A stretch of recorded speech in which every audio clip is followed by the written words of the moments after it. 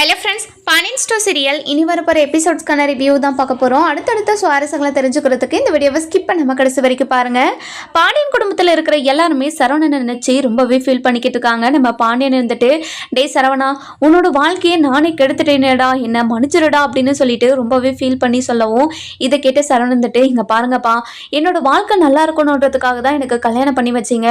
அவங்க இப்படியெல்லாம் ஏமாத்துவாங்கன்னு உங்களுக்கு எப்படிப்பா தெரியும்? நீங்கள் கவலைப்படாதீங்க அப்படின்னு சொல்லிக்கிட்டு இருக்கவும், நம்ம கொள்ளல இருந்துட்டு, இங்க பாருங்கப்பா, நம்ம தம்பியோட வாழ்க்கையில இப்படி ஒண்ணு நடக்கவே நான் நினைச்சுக்கலாம். நம்ம தம்பிக்கு ஒரு நல்ல பொண்ணா பார்த்து நல்லா விசாரிச்சு அவனுக்கு ஒரு கல்யாணத்தை நான் பண்ணி வைக்கிறேன்ப்பா, நீங்க கவலைப்படாதீங்க அப்படின்னு சொல்லவும், நம்ம கோமதி இருந்துட்டே, டே சரவணா, உனக்கு எப்பேற்பட்ட வாழ்க்கை கிடைச்சிருக்கணும், நீ எவ்வளவு நல்லவன், நீ இப்படி இருக்கிறவனுக்கு ஒரு நல்ல வாழ்க்கை கிடைக்க கூடாதா? அந்த கடவுளுக்கே கண்ணு இல்லையா? இங்க பாரு சரவணா, நீ கவலைப்படாத, கண்டிப்பா உன்னோட வாழ்க்கை நல்லா இருக்கும் அப்படின்னு பேசிக்கிட்டு இருக்காங்க. அந்த நேரம் பார்த்து நம்ம முத்துவேலும் சக்திவேலும் வராங்க. வந்த உடனே நம்ம கோமதிக்கு பயங்கர சந்தோஷம். வாங்கண்ணே வாங்க, நீங்க என்னோட வீட்டுக்கு வருவீங்கன்னு நினைச்சு கூட பார்க்கலண்ணே, ரொம்ப சந்தோஷண்ணே அப்படின்னு சொல்லவும், இங்க பாரு கோமதி, நடந்த பிரச்சனையெல்லாம் நான் கேள்விப்பட்டேன், இப்போ எப்படி இருக்கீங்க அப்படின்னு சொல்லவும், ஏதோ இருக்காங்கண்ணே, என்னோட குடும்பத்தை ஆட்டி படிச்சுட்டு இருக்காங்க ஒரு குடும்பம், என்ன பண்றது, எங்க தலையில இப்படி கஷ்டப்படணும்னு எழுதி வச்சிருக்கு போல, அதனால தான் நாங்கள் இப்படியெல்லாம் அனுபவிச்சுக்கிட்டு இருக்கோம் அப்படின்னு சொல்றாங்க. இங்க பாரு கோமதி, எல்லா பிரச்சனையும் முடிஞ்சிடும், கவலைப்படாத. சரவணனுக்கு கோர்ட்டில் இந்த டிவோர்ஸை பற்றி என்ன சொன்னாங்க? இங்கே பாருங்கண்ணே, நாளைக்கு தான் சரவணனுக்கு டிவோர்ஸ் கேஸ் நடக்க போகுது. அந்த டிவோர்ஸ் கேஸில் கண்டிப்பாக சரவணனுக்கு டிவோர்ஸ் கொடுத்துட்டா ரொம்ப நல்லா இருக்கும்னு தோணுது அப்படின்னு ரொம்பவே வருத்தப்பட்டு பேசிக்கிட்டு இருக்கோம். நம்ம முத்துவேலும் சக்திவேலும், இங்கே பாரு கோமதி, நீ கவலையே படாத, கண்டிப்பாக சரவணனுக்கு டிவோர்ஸ் கிடச்சிட்டு அவனுக்கு ஒரு நல்ல வாழ்க்கையை நாங்கள் அமைச்சு கொடுக்குறோம். நாங்கள் ஒரு பொண்ணு பார்த்து வச்சுருக்கோம், அந்த பொண்ணை போயிட்டு நீங்கள் பாருங்கள், பார்த்த உடனே உங்களுக்கு ரொம்ப பிடிக்கும். அது மட்டும் இல்லாமல் அவங்க ரொம்ப நல்ல குடும்பம்.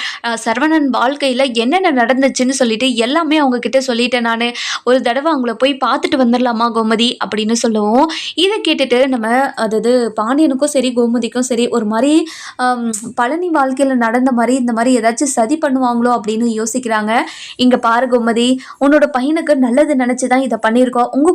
உங்கள் சைட்லையும் நீங்கள் நிறையவே யோசிச்சு அதுக்கப்புறம் போய் விசாரிச்சுட்டு அதுக்கப்புறம் உங்களுக்கு பிடிச்சிருந்தா மட்டும் ஓகே சொல்லுங்கள், இல்லைன்னா வேண்டாம். சரவணனுக்கு இப்போவே ஒரு கல்யாணத்தை பண்ணி வச்சாதான் நான் சரவணனோட வாழ்க்கை நல்லா இருக்கணும்னு எனக்கு தோணுது. இது சூடோட சூடு எல்லாமே முடிச்சிடணும், இல்லைனா ஆற போட்டாங்கன்னா சரவணனோட மனசுக்கு என்ன ஆகுமோ ஏதாகுமோ தெரியாது. அப்படியே அவனுக்கு கல்யாணமே வேணாம் அப்படின்ற ஒரு முடிவை எடுத்துட்டாங்கன்னா எப்படி சொல்லுங்க, அவனோட வாழ்க்கையே அதாவது வாழ்க்கையே முடிஞ்சு போகும்ல அப்படின்னு சொல்றாங்க. நம்ம கோமதி யோசிக்கிறாங்க என்ன பண்ணலான்னு. சரிங்கண்ணே, நாங்கள் யோசிச்சுட்டு நாங்கள் உங்ககிட்ட முடிவு சொல்கிறேண்ணே. என்னோட பையனோட வாழ்க்கையை பற்றி நீங்கள் இவ்வளோ யோசிச்சதை நினச்சதே எனக்கு ரொம்ப சந்தோஷமாக இருக்குது. இங்கே பாருங்கண்ணே, நீங்கள் இப்படியெல்லாம் என்கிட்ட பேச மாட்டீங்களா, செய்ய மாட்டீங்களான்னு 30 வருஷமாக நான் ஏங்கிக்கிட்டு இருந்தேனே, ரொம்ப சந்தோஷண்ணே அப்படின்னு சொல்கிறாங்க. இதை கேட்டுட்டு நம்ம பாண்டியன் இருந்துட்டு எழுந்து எழுந்து வந்த உடனே நம்ம முத்துவேலோட கையை பிடிச்சிக்கிட்டு, இங்கே பாருங்கள், இத்தனை வருஷமாக உங்களை நான் ரொம்பவே கஷ்டப்படுத்தியிருக்கேன். உங்கள் வீட்டு பொண்ணை கூட்டிகிட்டு போயிட்டு உங்களுக்கு எவ்வளோ அவமானம் தேடி கொடுத்துருக்கேன். அதனால தான் 30 வருஷமாக உங்கள் தங்கச்சி கூட நீங்கள் கோபமாக இருந்தீங்க. இனிமேலும் எங்களை மன்னிச்சு ஏற்றுக்கிட்டு உங்கள் தங்கச்சி கூட நீங்கள் நல்லா பேசி சந்தோஷமாக இருக்கணும். 30 வருஷமாக அவளோட அம்மாவோட வீட்டை அம்மாவோட பாசம் கிடைக்காமே இருந்துட்டா. அவள் பண்டக நாள்லேருந்து ஒரு நாள் கூட உங்கள் வீட்டை நினச்சி பார்க்காத நாளே கிடையாது. அவள் ரொம்ப கஷ்டப்பட்டுக்கிட்டே இருந்தா. இப்போயாவது அவளோட கஷ்டம் நீங்கமான பார்க்குறேன் அப்படின்றாங்க. அதுக்கப்புறம் நம்ம சக்தி இருந்துட்டு, இங்கே பாருங்கள், அதாவது நீங்கள் பண்ணது தப்புனா நாங்கள் பண்ணது அதை விட தப்பு. ஒவ்வொரு நாளும் உங்களுக்கு எதிராக தானே நாங்கள் இருந்தோம். அது மட்டும் இல்லாமல் உங்ககிட்ட இருந்து பழனியை பிரிக்கணும்னு நினச்சது எவ்வளோ பெரிய தப்பு. நீங்கள் பழனியை நல்லா தானே பார்த்துக்கிட்டு இருந்தீங்க. நாங்கள் பண்ணதெல்லாம் ரொம்ப தப்பு தான், எங்களையும் மன்னிச்சிருங்க அப்படின்னு சொல்லிட்டு ஒருத்தருக்கு ஒருத்தர் மன்னிப்பு கேட்டுட்டே இருக்காங்க. அதுக்கப்புறம் கோமதி இருந்துட்டு இவங்க 2 பேரும் பேசிக்கிட்டு இருக்கிறத பார்த்துட்டு பயங்கர சந்தோஷப்படுறாங்க. அதாவது நம்ம மயில பண்ண ஒரே ஒரு விஷயத்தால் இப்போது கோமதி குடும்பத்தில் இருக்கிற எல்லாருமே இப்போது நம்ம கோமதிக்கு சப்போர்ட் பண்ணியும் கோமதியை ஏற்றுக்கிட்டும் இருக்காங்க. அதுக்கப்புறம் என்ன, இதை நினச்சி தான் நம்ம கோமதி ஒரு பக்கம் சந்தோஷப்பட்டுட்டு இருக்காங்க, ஒரு பக்கம் நம்ம சரவணனை நினச்சா ரொம்பவே வருத்தப்பட்டுக்கிட்டும் இருக்காங்க. அதுக்கப்புறம் குழலை இருந்துட்டு, என்னம்மா இது, மாமாங்க 2 பேரும் இப்படி சொல்கிறாங்க, அவங்க நல்லதுக்கு சொல்கிறாங்களா கெட்டதுக்கு சொல்கிறாங்களே எனக்கு ஒன்றும் புரியலம்மா. பழனி மாமாவோட வாழ்க்கையில் சதி பண்ண மாதிரி சரவணன் வாழ்க்கையிலையும் சதி பண்ண மாட்டாங்களே அப்படின்னு சொல்லி கேட்கவும், இங்கே பாருடி, அது தாண்டி எனக்கும் தெரியல, அவங்க நல்லவங்களா இல்லை கெட்டவங்களா இல்லை நல்லது நினச்சி இதெல்லாம் பண்ணிக்கிட்டு இருக்காங்களா, எனக்கு எதுவுமே புரியலடி அப்படின்னு சொல்லிக்கிட்டு இருக்காங்க. இதை கேட்டுட்டு நம்ம பாண்டியன் இருந்துட்டு, இங்கே பாருங்க, தேவையில்லாத எதுவுமே யோசிச்சுக்கிட்டு இருக்காதீங்க. கோமதிக்கு ஒரு பிரச்சனைன்னு வந்ததுமே போலீஸ் ஸ்டேஷனுக்கு வரைக்கும் ஓடி வந்தவங்க இப்போ தன்னோட அவங்களோட கோமதி பையனுக்கு கெட்டது தான் நினைக்க போகிறாங்க, கண்டிப்பாக நல்லது தான் நினைக்க போகிறாங்க. டேய் சரவணா, இந்த விஷயத்தில் நீ தாண்டா முடிவு பண்ணணும், உனக்கு என்ன தோணுதோ அதே சொல்லுடா அப்படின்னு சொல்கிறாங்க. அதுக்கப்புறம் நம்ம செந்தில் இருந்துட்டு, இங்கே பாருங்கண்ணே, உங்களோட வாழ்க்கையில் நீங்கள் தானே முடிவு பண்ணணும், நீங்கள் முடிவு பண்ணி உங்களுக்கு என்ன தோணுதோ, உங்களுக்கு என்ன பண்ணால் சந்தோஷத்தை கொடுக்குமோ அதை மட்டும் பண்ணுங்கண்ணே ப்ளீஸ். உங்கள் வாழ்க்கையில் நீங்கள் முடிவு எடுங்க, மற்றவங்கள முடிவு எடுக்க வச்சா உங்களோட வாழ்க்கை எப்படி ஆகணும்னு இப்போ உங்களுக்கு புரிஞ்சிருக்கும் அப்படின்னு சொல்கிறாங்க. இதை கேட்டுட்டு நம்ம பாண்டியனுக்கு ஒரு மாதிரி சங்கடமாயிடுது. தன்னோட பையனோட வாழ்க்கையில் தான் முடிவெடுத்து இப்படி ஆயிடுச்சு அப்படின்னு ரொம்பவே ஃபீல் பண்ணிக்கிட்டு இருக்காங்க. அதுக்கப்புறம் என்ன, நம்ம குழல் எழுந்துட்டு சரவணன் கேட்டு போயிட்டு, டே சரவணா, இங்கே பாருடா, உன்னோட வாழ்க்கை நல்லா இருக்கணுன்றதுக்காக தாண்டா எல்லாருமே சொல்கிறோம், இங்கே பாருடா, இந்த கல்யாணத்துக்கு நீ ஒத்துக்கோடா அப்படின்னு சொல்கிறாங்க. இங்கே பாருக்கா, இப்போ தான் ஒரு பிரச்சனை முடிஞ்சு இன்னும் அதுலேருந்து நான் வெளியவே வரல, இப்போ அடுத்த ஒரு கல்யாணம்னா எப்படிக்கா, என்னால் அது யோசிச்சு கூட பார்க்க முடியல, ஃபஸ்ட்டு எனக்கு டிவோர்ஸ் கிடைக்கட்டும்க்கா, அதுக்கப்புறம் நான் யோசிக்கிறேன் அப்படின்னு சொல்லிடுறாங்க.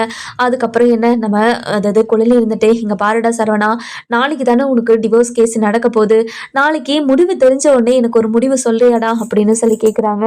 இங்கே பாருங்கக்கா, கண்டிப்பாக நான் உங்களுக்கு முடிவு சொல்கிறேன் அப்படின்னு சொல்லிடுறாங்க. அடுத்த நாள் காலையில் வந்து எல்லாருமே கோர்ட்டுக்கு வந்துடுறாங்க. இந்த பக்கம் பார்த்தீங்கன்னா நம்ம பாக்கியம் குடும்பத்தில் இருக்கிறவங்க எல்லாருமே வந்துடுறாங்க. வந்த உடனே கோர்ட்டில் போயிட்டு நிற்கிறாங்க. நம்ம ஜட்ஜ் மேடம் இருந்துட்டு, இங்கே பாருங்கள், உங்களுக்கு எதுக்காக நீங்கள் டிவோர்ஸ் வேணும்னு கேட்டிருக்கீங்க அப்படின்னு சொல்லிட்டு நம்ம சரவணன் கிட்ட கேட்கவும், மயிலை பற்றி எல்லா விவரத்தையும் சொல்கிறாங்க. இதனால தான் எனக்கு டிவோர்ஸ் வேணும், இப்படி ஒரு பொய்க்காரி கூட என்னால் வாழ முடியாது, இப்படி ஒரு நம்பிக்கை துரோகம் பண்ணவ என் குடும்பத்தில் இருக்கிறவங்களெல்லாம் நல்லா பார்த்துப்பான்னு எனக்கு தோணலை, அதனால எனக்கு இவகிட்ட இருந்து எப்படியாவது டிவோர்ஸ் வாங்கி கொடுத்துருங்க அப்படின்னு சொல்கிறாங்க.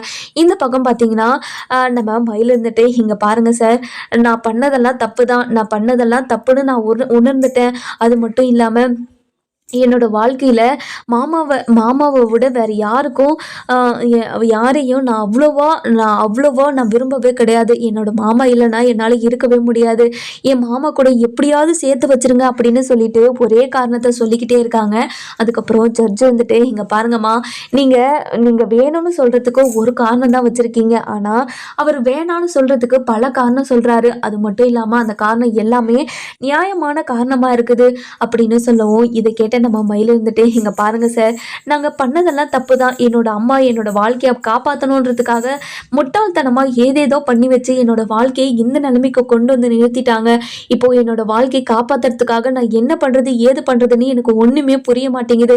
இங்கே பாருங்கள் சார், எப்படியாவது நீங்கள் தான் சார் என்னோட வாழ்க்கையை காப்பாற்றி கொடுக்கணும் அப்படின்னு கையெடுத்து கும்பிட்றாங்க. இங்கே பாருங்கம்மா, நீங்கள் என்ன தான் என்கிட்ட கெஞ்சி கேட்டாலும் நீங்கள் பண்ணது ரொம்ப பெரிய தப்பு, அவர் கேட்கறதுக்கு நியாயம் இருக்குதுல்ல, சட்டத்தில் இடமும் இருக்குது, அதனால அவர் கேட்குற டிவோர்ஸை நாங்கள் கொடுத்துதாம ஆகணும் அப்படின்னு சொல்லிடுறாங்க. இதை கேட்ட மயிலுக்கு அப்படியே உசுரே போயிடுது. இங்கே பாருங்கள் சார், அதை மட்டும் பண்ணிடாதீங்க சார், ப்ளீஸ் சார், உங்கள் காலில் கூட விழுந்து கெஞ்சுறேன் சார், இங்கே பாருங்கம்மா, காலில் விழுறது கையில் விழுறதுன்னு சொல்லிட்டு எல்லாருமே பண்ணிருவாங்க, ஆனால் நீங்கள் உங்கள் புருஷனுக்கு ஒரு நம்பிக்கையாக இருந்திருந்தா கண்டிப்பாக உங்கள் புருஷன் உங்களை விட்டு போயிருக்க மாட்டார், நீங்கள் அவர் நம்பிக்கையெல்லாம் உடைச்சிட்டீங்க, அந்த நம்பிக்கை திரும்பவும் வராதுன்னு அவர் நம்புறாரு, அதனால தான் இப்போ டிவோர்ஸ்க்கு வந்து நிற்கிறாரு. டிவோர்ஸ் வேணும்னு அவங்க உங்கள் கூட வாழவே முடியாது, கோர்ட்டில் தீர்ப்பு கொடுத்தாலையும் என்னால் கண்டிப்பாக அவள் கூட சேர்ந்து வாழ முடியாதுன்னு சொல்லிட்டாங்க, இதுக்கு மேலே நீங்கள் அவங்க குடும்பத்துக்கு போயிட்டு அவங்க குடும்பத்தில் நீங்கள் பாரமாக தான் இருப்பீங்களே தவிர அந்த குடும்பத்தில் நீங்கள் சந்தோஷமாக இருக்க மாட்டீங்க அப்படின்னு சொல்கிறாங்க. இங்கே பாருங்கள் சார், அந்த வீட்டில் ஒரு ஓரமாக ஒரு மூலையில் இருந்துட்டு போகிறோம் சார், இங்கே பாருங்கள், அந்த குடும்பத்திலிருந்து என்னை பிரிச்சிடாதீங்க சார் அப்படின்னு கெஞ்சு அழுதுகிட்டு இருக்காங்க. அதுக்கப்புறம் கோர்ட்டு எதுவுமே கேட்காம 2 பேருக்கும் டிவோர்ஸும் கொடுத்துருது. டிவோர்ஸ் கொடுத்த உடனே நம்ம சரவணந்துட்டு, சார் ரொம்ப நன்றி சார். இந்த ஒரு இந்த ஒரு விடுதலை எனக்கு கொடுத்ததை நினச்சி நான் ரொம்ப சந்தோஷப்படுறேன் சார். வாழ்நாள் முழுக்க இவ கூட ஜெயிலில் இருக்கிற மாதிரி இருந்துச்சு சார். இப்போ அவகிட்ட இருந்து எனக்கு விடுதலை வாங்கி கொடுத்த உங்கள் காலில் கூட விழுந்து நான் நன்றி சொன்னேன் சார் அப்படின்னு சொல்லி பயங்கர சந்தோஷமாக சொல்லிக்கிட்டு இருக்காரு. அதுக்கப்புறம் என்ன, நம்ம கோமதி இருந்துட்டு ரொம்பவே சந்தோஷமா, டே சரவணா, உன்னோட வாழ்க்கையில் நீ பட்டு அழிஞ்சதெல்லாம் போய் இப்போ ஒரு நல்ல காலம் உனக்கு பிறக்க போகுதுடா, ரொம்ப சந்தோஷம்டா அப்படின்னு சொல்லிக்கிட்டு இருக்காங்க. அதுக்கப்புறம் யாரு நம்ம பழனி வராரு. வந்த உடனே நம்ம பழனி இருந்துட்டு கோமதியை பார்த்து, இங்கே பாருங்கக்கா, சரவணனுக்கு என்ன சொன்னாங்க, தீர்ப்பு என்னக்கா வந்துச்சு அப்படின்னு சொல்லவும், டே பழனி, இது சரவணனுக்கு டிவோர்ஸ் கொடுத்துட்டாங்கடா அப்படின்னு சொல்லி பயங்கர சந்தோஷமாக சொல்லவும், அதுக்கப்புறம் சரவணந்துட்டு, மாமா எனக்கு என்னோட வாழ்க்கையில் விடுதலை கிடச்சிருச்சு மாமா அப்படின்னு சொல்லி பயங்கர சந்தோஷமாக பேசிக்கிட்டு இருக்காங்க. அதுக்கப்புறம் என்ன, நம்ம பாக்கியம் வராங்க. பாக்கியம் வந்த உடனே அதாவது கோமதி கிட்ட, இங்கே பாருங்க சம்பந்தி, நாங்கள் பண்ணது எல்லாமே தப்பு தான். என் பொண்ணோட வாழ்க்கையை காப்பாற்றுறதுக்காக தான் இப்படி ஒரு முட்டாள்தனமான வேலையை பண்ணி வச்சுட்டேன். எங்களை மன்னிச்சு என்னோட பொண்ணை ஏற்றுக்கோங்க சம்பந்தி, உங்கள் காலில் கூட விழுற சம்பந்தி அப்படின்னு சொல்கிறாங்க. ஹே, இங்கே பாரு, நீங்கள் யாருன்னே தெரியாதவங்க என்ன சம்பந்தி எல்லாம் கூப்பிட்டுக்கிட்டு இருக்கீங்க. இங்கே பாருங்க, உங்களுக்கும் எங்களுக்கும் எந்த சம்மந்தமும் இல்லைன்னு ஆயிடுச்சு. இதுக்கப்புறம் என்ன சம்பந்தி வேண்டிய இருக்கு. இங்கே பாருங்க, என்ன சம்பந்தின்னு கூப்பிடுற வேலையெல்லாம் வச்சுக்காதீங்க அப்படின்னு பயங்கர கோவமாக சொல்லிடுறாங்க. அதுக்கப்புறம் மயில இருந்துட்டு, பாருமா, என்னோட வாழ்க்கை எந்த நிலைமையில கொண்டு வந்து நிறுத்திக்கிறீங்கன்னு பார்த்தீங்களா, என்னோட வாழ்க்கை இப்படி இருக்கிறதுக்கு காரணமே நீங்கள் தான். இப்படி போய் சொல்லி கல்யாணம் பண்ணாதீங்கன்னு உங்ககிட்ட நான் ஏற்கனவே எத்தனை முறை சொல்லியிருக்கேன். ஆனால் எல்லாம் உண்மையாக அந்த வீட்டுக்கு தெரிஞ்சும் மேலும் மேலும் போய் சொல்லிக்கிட்டே இருந்தா அவங்க என் மேலே அதாவது என் மேலே ரொம்பவே பாசமாக இருப்பாங்கன்னு நினச்சிக்கிட்டு இருந்தியாம்மா. இல்லை, என்னை வெறுத்துட்டாங்கம்மா.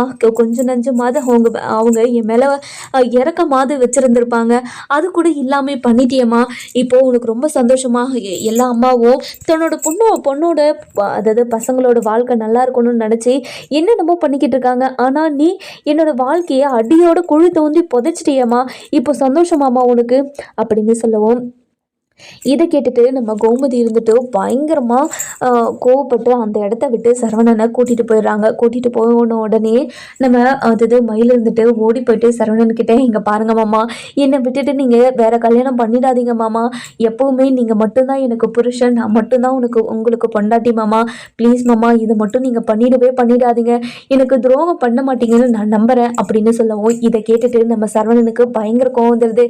இங்கே பாருடி, நான் வேற கல்யாணம் பண்ண மாட்டேன்னு நினச்சிக்கிட்டு இருக்கேன். நீ கண்டிப்பாக இல்லடி, எனக்கு பொண்ணும் பார்த்துட்டாங்க, நான் கல்யாணம் பண்ண தான் போகிறேன். இன்னும் ஒரு 2 நாளில் எனக்கு கல்யாணம்டி, வந்து சோறு சாப்பிட்டு போ அப்படின்னு சொல்லிடுறாங்க.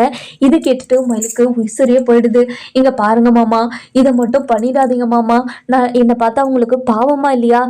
நான் என்ன மாமா பாவம் பண்ணேன்? ப்ளீஸ் மாமா, என்னை விட்டுட்டு போயிடாதீங்க மாமா. உங்கள் காலில் கூட விழுற மாமா. இனிமேல் உங்ககிட்ட நான் எந்த பொய்யுமே சொல்ல மாட்டேன். நீங்கள் நான் ரொம்ப ரொம்ப தப்பு பண்ணிட்டு தான் மாமா.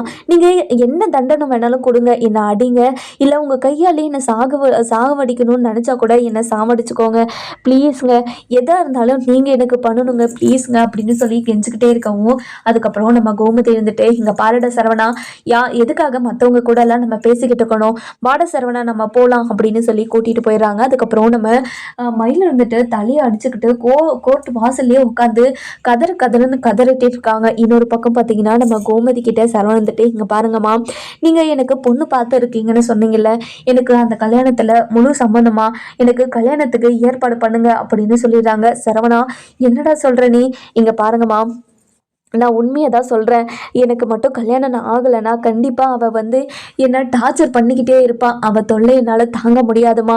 நீங்கள் எனக்கு கல்யாணம் பண்ணி வச்சுருங்கம்மா அப்படின்னு சொல்கிறாங்க.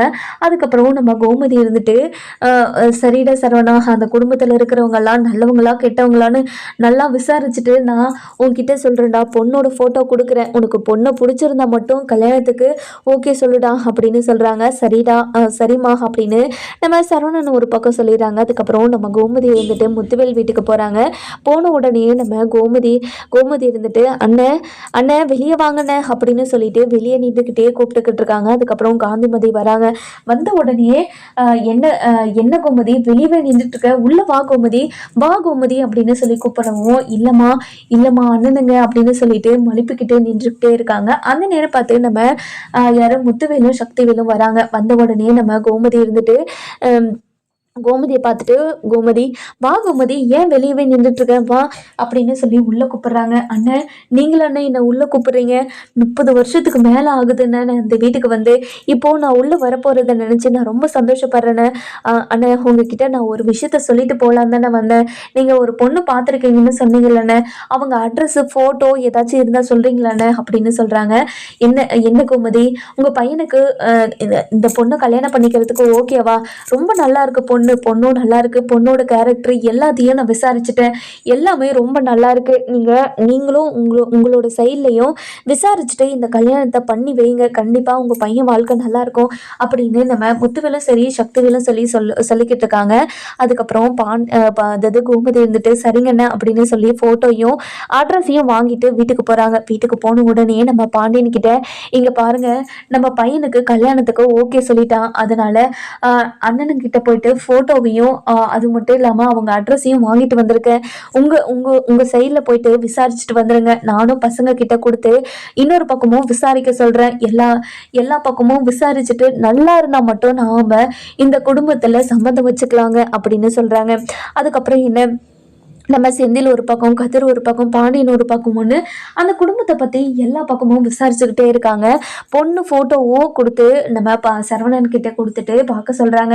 டே சரவணா, உனக்கு இந்த பொண்ணு பிடிச்சிருக்கான்னு பாருடா அப்படின்னு சொல்கிறாங்க. எல்லா பக்கமும் விசாரிச்சுட்டு வீட்டுக்கு வராங்க. வீட்டுக்கு வந்த உடனே நம்ம பாண்டியனும் சரி கதிர் செந்தில்னு 3 பேருமே அதாவது இந்த குடும்பம் நல்ல குடும்பம் தான், நல்ல அதாவது வசதியான குடும்பம், அது மட்டும் இல்லாமல் ரொம்ப மரியாதையான குடும்பமும் அப்படின்னு தெரிஞ்சுக்கிட்ட உடனே சரவணன்கிட்ட எல்லா விஷயத்தையும் சொல்லவும் சரவணன் இருந்துட்டு ரொம்பவே சந்தோஷமா சரவணன் இருந்துட்டு இந்த கல்யாணத்துக்கு ஓகே சொல்லிடுறாங்க. இங்க பாருங்கம்மா, எனக்கு இந்த கல்யாணத்துல ஓகேம்மா அப்படின்னு சொல்லிடுறாங்க. அதுக்கப்புறம் என்ன, அடுத்த நாள் காலையில இந்த பொண்ணை பார்க்கறதுக்காக பொண்ணோட வீட்டுக்கு போறாங்க. பொண்ணும் மாப்பிள்ளையும் தனியாகவும் பேச வைக்கிறாங்க. நம்ம சரவணன் இருந்துட்டு இங்க பாருங்க, என்னோட வாழ்க்கையில என்னென்ன நடந்துச்சுன்னு சொல்லிட்டு எல்லாமே உங்ககிட்ட சொல்லியிருப்பாங்கன்னு சொன்னாங்க. உங்களுக்கு தெரியுமா?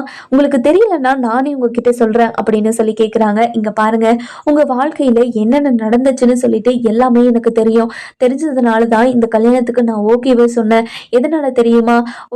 ஒரு பொண்ணு வாழ்க்கையில அதாவது எப்படி பார்த்துக்கணும், அதாவது ஒரு பொண்ணு என்னென்னலாம் தப்பு பண்ணக்கூடாது அப்படின்னு ஒரு பையனுக்கு ஒரு அனுபவம் இருந்தா மட்டும்தான் அந்த பொண்ணை சந்தோஷமா வச்சு பார்த்துக்க முடியும். அது எல்லா அனுபவமும் உங்ககிட்ட இருக்குது, அதனால மட்டும்தான் இந்த கல்யாணத்துக்கு நான் சம்மதிச்சேன்.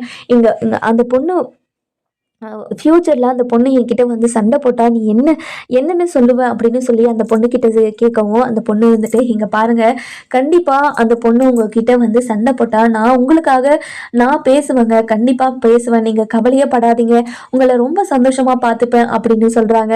இதை கேட்டுட்டு நம்ம சரவணன் வந்துட்டு பயங்கர சந்தோஷம். இங்கே பாருங்கள், என்னோட தம்பிங்க, அது மட்டும் இல்லை என்னோட அப்பா அம்மா, என்னோட தங்கச்சி, என்னோட அண்ணிங்க, என்னோட தம்பி பொண்டாட்டிங்க எல்லாருமே எனக்கு ரொம்ப பெரிய முக்கியம்.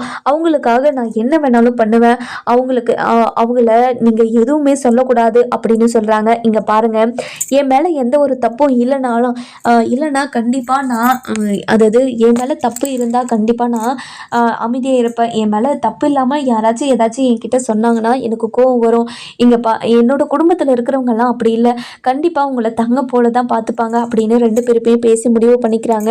அதுக்கப்புறம் அதாவது மாப்பிள்ளை வீட்டில் இருக்கிறவங்களுக்கும் சரி பொண்ணு வீட்டில் இருக்கிறவங்களுக்கும் சரி எல்லாருக்குமே சம்மதம் இந்த கல்யாணத்தில். அதுக்கப்புறம் பொண்ணு வீட்டில் இருக்கிறவங்கலாம் எங்கள் வீட்டில் அவ்வளோ வசதியெல்லாம் இல்லை, அது மட்டும் இல்லாமல் என்னோட பொண்ணுக்கு எங்களால் முடிஞ்ச வரைக்கும் நகை போடுறோம் அப்படின்னு சொல்கிறாங்க. இங்கே பாருங்கம்மா, உங்ககிட்ட நகையோ பணமோ சொத்தோ எதுவுமே நாங்கள் எதிர்பார்க்கல, ஒரு நல்ல பொண்ணாக இருக்கணும் மட்டும்தான் எதிர்பார்க்குறோம், அது மட்டும் உங்கள் பொண்ணுக்கிட்ட இருந்தால் மட்டும் போதும் அப்படின்னு சொல்கிறாங்க. அதுக்கப்புறம் குழந்தை இருந்துட்டு இங்கே பாருங்கள், உங்ககிட்ட நாங்கள் நகையோ பணமோ எதுவுமே கேட்க கிடையாது. அதாவது என்னோட தம்பிக்கு ஃபஸ்ட்டு கல்யாணம் பண்ணும்போது அவங்க 80 பவுன் நகை போடுறேன், படிப்பு விஷயத்துலேருந்து வயசு விஷயத்துலேருந்து எல்லா விஷயத்துலையும் என்கிட்ட பொய் சொல்லிட்டாங்க.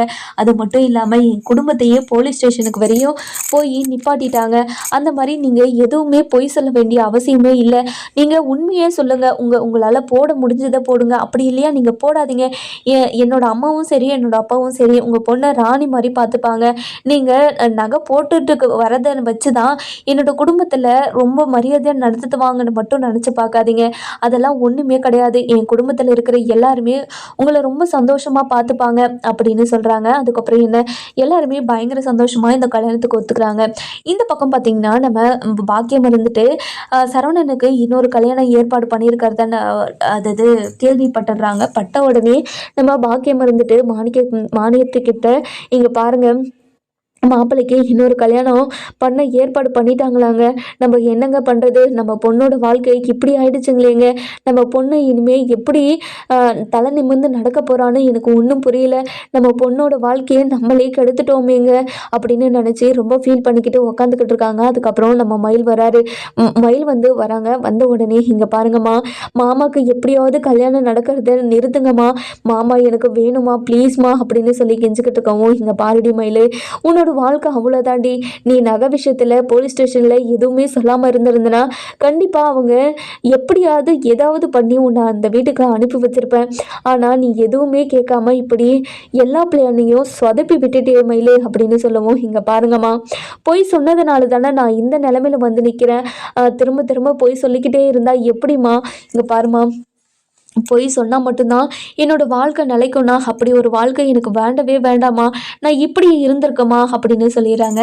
இன்னொரு பக்கம் பார்த்தீங்கன்னா நம்ம சரவணனுக்கும் சரி கல்யாணம் பண்ண போகிற பொண்ணுக்கும் சரி எல்லாருக்குமே இன்றைக்கி கூரை புடவை வேஷ்டி சட்டைன்னு சொல்லிட்டு எல்லா ட்ரெஸ் பர்ச்சேஸையும் இன்றைக்கே முடிச்சிடலாம் அப்படின்னு முடிவு பண்ணுறாங்க. அதுக்கப்புறம் நம்ம கோமதி இருந்துட்டு பொண்ணு வீட்டுக்கு கால் பண்ணி அதாவது இன்றைக்கே கூரை புடவை எடுத்துடலாமா அப்படின்னு சொல்லி கேட்கவும், இங்கே பாருங்கம்மா, இன்றைக்கே நல்ல நாளாக இருந்தால் கண்டிப்பாக போய் எடுத்துகிட்டு வந்துடலாமா அப்படின்னு சொல்கிறாங்க. அதுக்கப்புறம் என்ன, பொண்ணு வீட்டில் இருக்கிறவங்க சரி, பொண்ணு வீட்டில் இருக்கிறவங்க மாப்பிள்ளை வீட்டில் இருக்கிறவங்க எல்லாருமே துணி கடைக்கு போயிடுறாங்க. போன உடனே கூரை புடவை எல்லாருக்குமே ட்ரெஸ்ஸுன்னு சொல்லிட்டு எல்லாருமே பயங்கர சந்தோஷமாக ஷாப்பிங் பண்ணிக்கிட்டு இருக்காங்க. அதுக்கப்புறம் என்ன, எல்லாமே வாங்கி முடிச்சிடுறாங்க. முடிச்சிட்ட உடனே நம்ம சரவணனுக்கு மனசே ஒப்ப மாட்டேங்குது.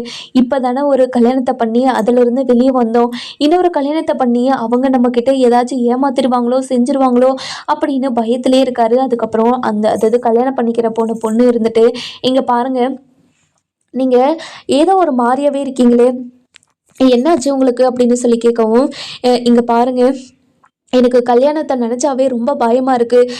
ஏற்கனவே என்னோடய வாழ்க்கையில் நடந்ததெல்லாம் திரும்ப நடந்துருமோன்னு பயமாக இருக்குது அப்படின்னு சொல்லவும், இங்கே பாருங்கள், நான் உங்ககிட்ட பொய் சொல்லிடுவனோ ஏதாச்சும் மறைச்சிருவானோ உங்களுக்கு நம்பிக்கை துரோகம் பண்ணிடுவானோன்னு நீங்கள் நினச்சி ஃபீல் பண்ணிக்கிட்டீங்களா? அதெல்லாம் நினச்சி நீங்கள் ஃபீல் பண்ணவே பண்ணாதீங்க. கண்டிப்பாக நான் எதுவுமே பண்ண மாட்டேன். அது மட்டும் இல்லாமல் நம்ம வாழ்க்கையில் எதெல்லாம் நம்ம இழந்தோமோ அது கண்டிப்பாக உங்களுக்கு திரும்ப கிடைக்கும். நீங்கள் கவலையப்படாதீங்க. நம்ம வாழ்க்கையில் சந்தோஷமாக இருப்போம். அது மட்டும் இல்லாமல் உங்களுக்கு நான் துரோகம்னு ஒன்று நினைக்கவே மாட்டேன், துரோகம்னு ஒன்று நான் உங்களுக்கு செய்யவே மாட்டேன் அப்படின்னு சொல்கிறாங்க. அதுக்கப்புறம் நம்ம சரவணன் இருந்துட்டு ரொம்ப சந்தோஷமாக, இங்கே பாரு, எனக்கு நம்பிக்கை துரோகம்னு ஒன்று பண்ணாமல் இருந்தேன்னா நம்மளோட வாழ்க்கை ரொம்ப சந்தோஷமாக இருக்கும் அப்படின்னு சொல்லி பேசிக்கிட்டு இருக்காங்க. அதுக்கப்புறம் என்ன, கூறப்படுவது எல்லாத்தையுமே எடுத்து வீட்டுக்கு வந்துடுறாங்க.